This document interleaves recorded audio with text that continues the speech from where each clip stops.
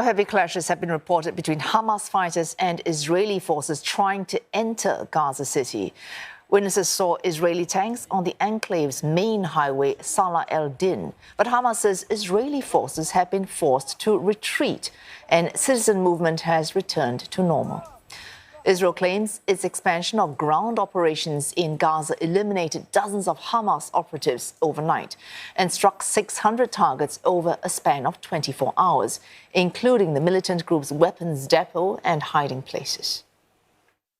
אנחנו בהערכת מצב כל הזמן, מתקדמים באופן מדורג על פי התוכניות המבצעיות שלנו. הפעילות ההתקפית תתמשך ותתעצם לפי שלבי המלחמה ומטרותיה. For the residents of Gaza, time may be running out fast.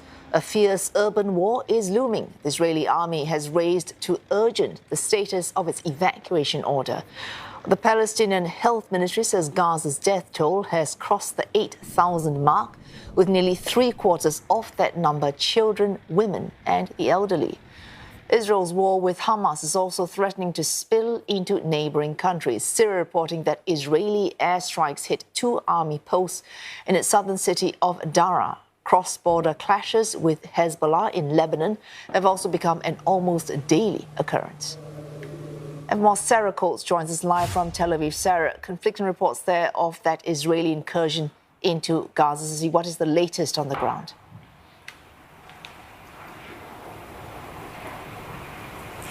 Hello there, Waysu. Well, also unconfirmed reports that the Israeli military has just issued another evacuation order for these residents of the northern part of the Strip to move south now for their own safety.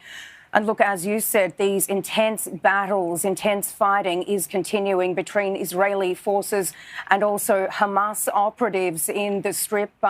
We do know that the IDF came out a short while ago to talk about this military offensive, this extended ground incursion. It says that the offensive will continue and intensify with troops protected from the air and from the sea, adding that the IDF is expanding this ground operation with tanks, infantry and armoured forces. So, look, what we're certainly seeing here is these forces moving deeper and deeper into the Gaza Strip.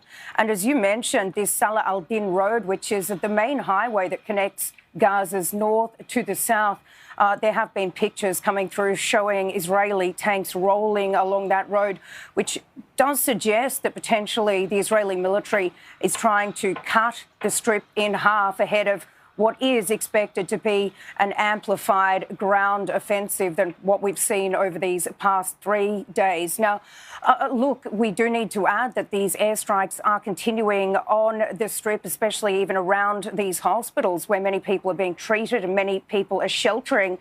Well, there's been no confirmation of any more aid trucks going in through the Rafah crossing today. We do know that around 40 or so went in yesterday through the crossing, which means that so far only 131 aid trucks have gone into the Strip in around 3 weeks. So very, very concerning.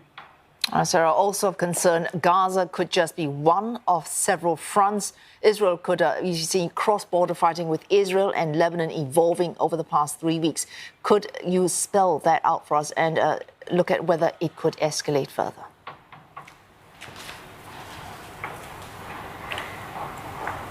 Well, look, these are pretty worrying signs that we've seen over these last couple of days. Hezbollah says that it used a surface-to-air missile. This would be the first time in this 3 weeks that these tit-for-tat battles have been happening on the northern border with Lebanon. We also know that yesterday longer range rockets were fired from southern Lebanon into Israel. One of those did hit a house in the northern town of Kiryat Shimona. No one there at the moment because these towns have been evacuated simply due to the threat posed by Hezbollah in the north. We do know that its leader, Hassan Nasrallah, he's set to speak for the first time since this all kicked off. He'll speak on Friday, so we will potentially learn a little bit more then about what Hezbollah says and how it may get further and further involved. But look, overnight, Israel did come out to say that it struck a number of Syrian military targets in Syria. after rockets were fired from Syria into Israel's Golan Heights. So, look, this is certainly very, very worrying. And this is what we heard from Egypt's President, Fattah Abdel al-Sisi, saying that he thinks that this is a ticking time bomb. And if more and more parties get involved, it could really see the situation escalate and spill over into a regional conflict, which is certainly something that nobody around here wants. Thanks for that, Sarah Coles, reporting live from Tel Aviv.